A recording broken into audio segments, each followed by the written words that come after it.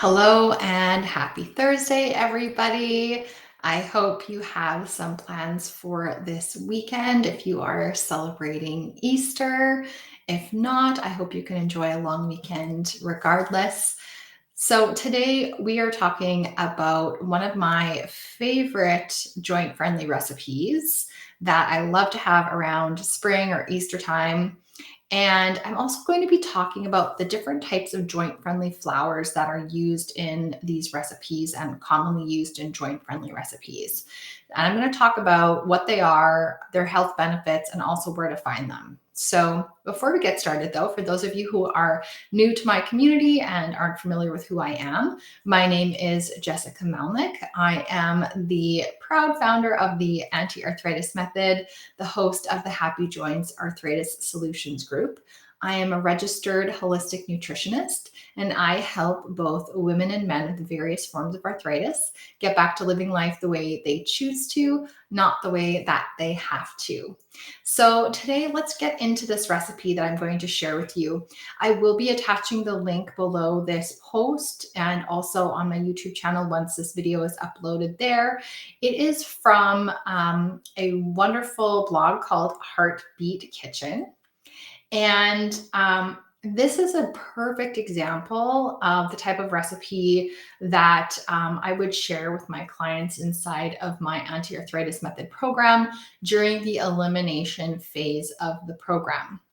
And I really wanted to share this with you because I absolutely love carrot cake this time of year. And like I said, it's a great dessert to have over the Easter weekend, and it's pretty darn guilt-free.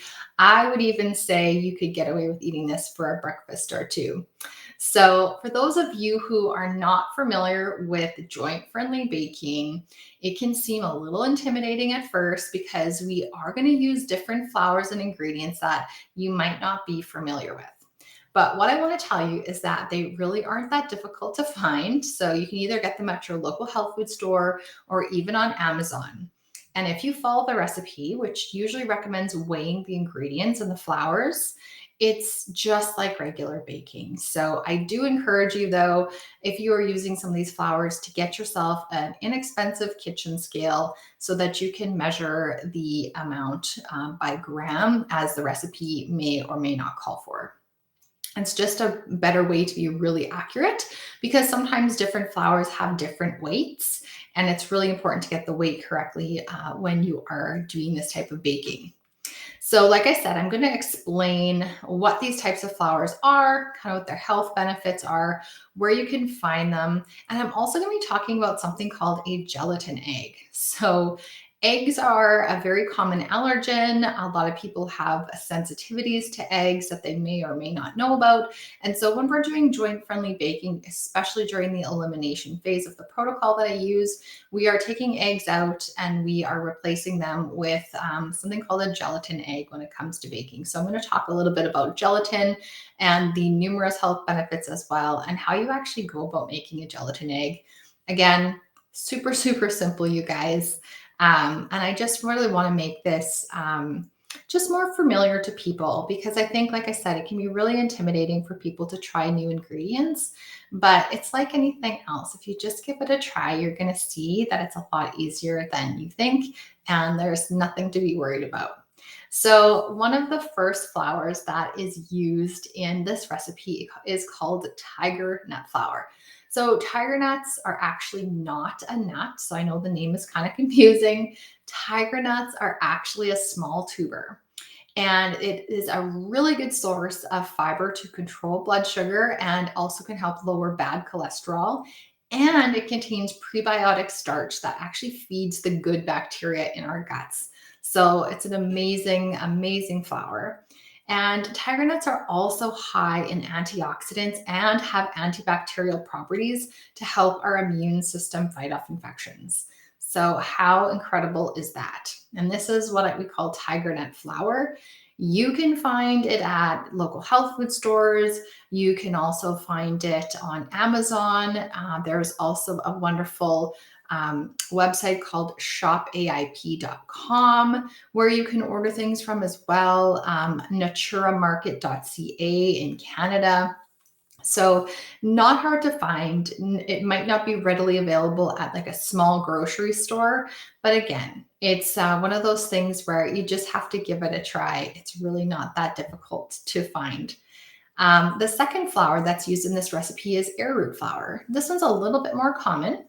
Arrowroot is extracted from the tuberous root of a perennial tropical herb plant called Maranta grundacea. And I am probably totally butchering the name because I don't speak Latin, but you get the hint. So, one of the easiest starches to digest is arrowroot flour.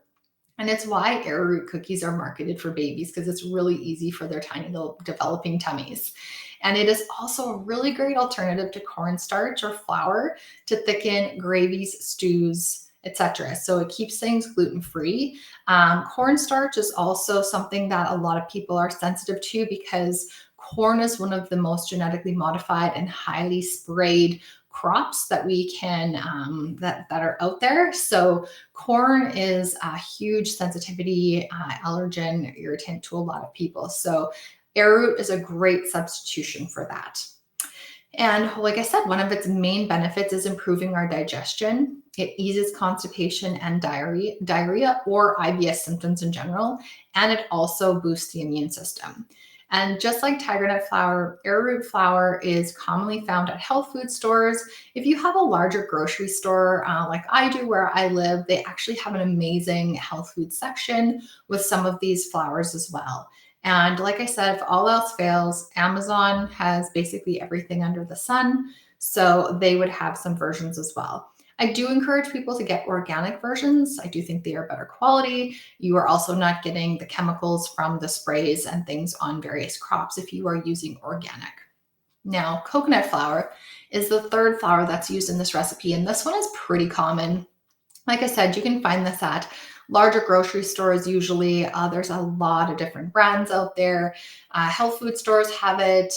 Again, Amazon, all sorts of different health websites as well will have coconut flour. It's really high in fiber, protein, and healthy fats. And one of the really cool things about coconut flour, it's basically dehydrated and ground coconut meat. It contains high levels of medium chain fatty acids, otherwise known as MCTs.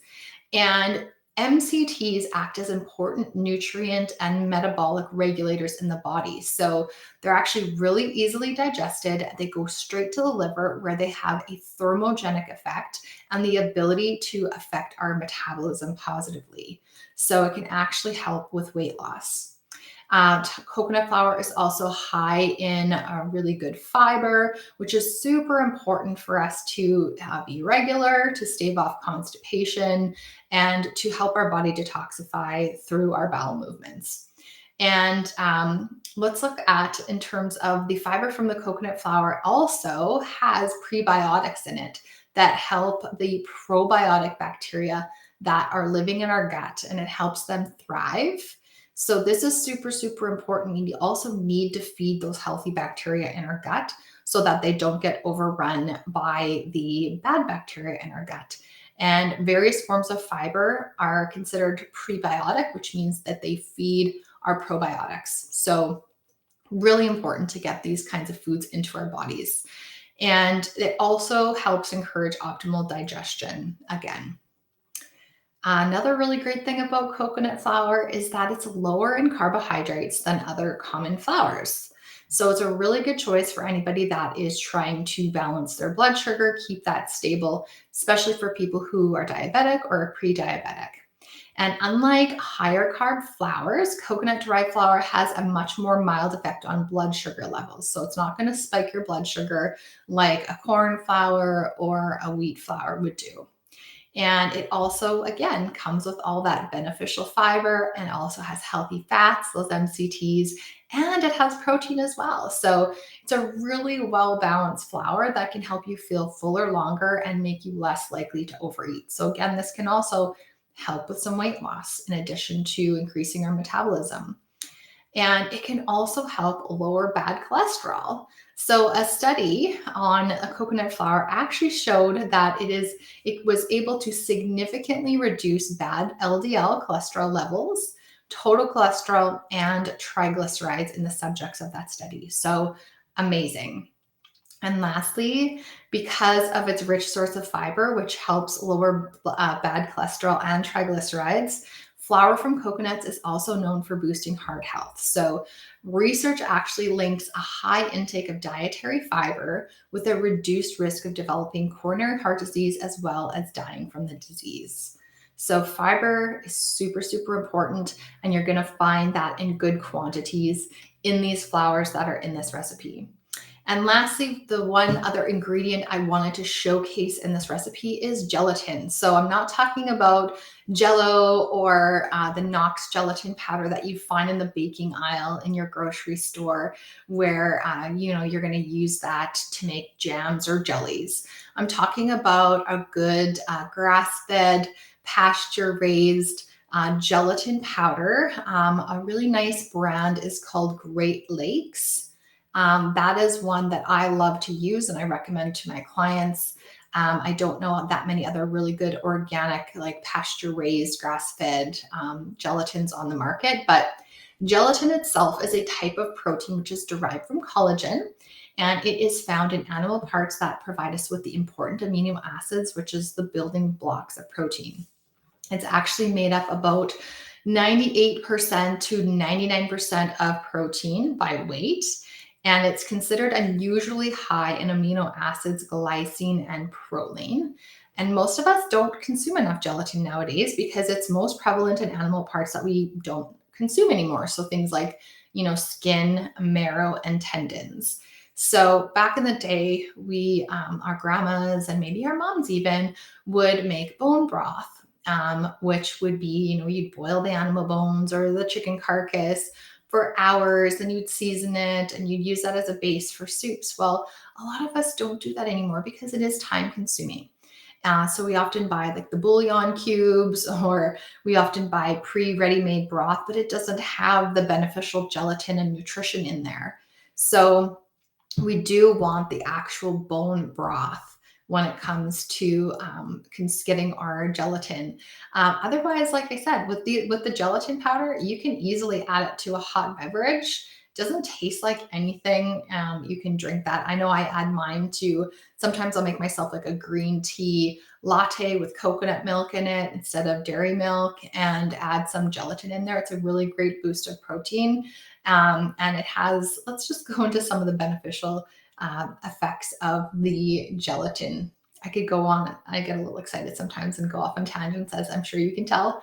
So, gelatin in bone broth is often used to clear up food allergies or intolerances, digestive issues, leaky gut syndrome, autoimmune disorders, and more. So I wish that I would have known this when I was a child, because I was allergic to everything, sensitive to everything, and I had major digestive problems all the time. So this would have helped me greatly as a kid, but back then it wasn't a thing. We just didn't know.